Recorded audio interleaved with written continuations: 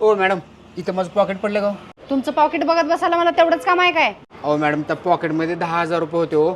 माझ्या भावाला दवाखान्यात दाखवायचं होतं. अहो खरंच मी बघितली नाही तुमचं पाकिट. मॅडम, ते पॉकेट आणि 10,000 रुपये जाऊ द्या हो.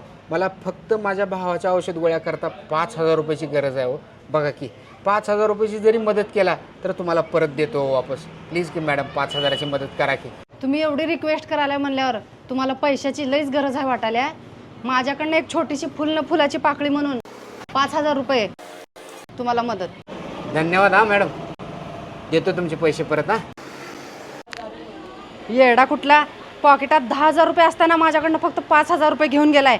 5,000 रुपये गेले तर गेले, 5,000चा फायदा झाला मला.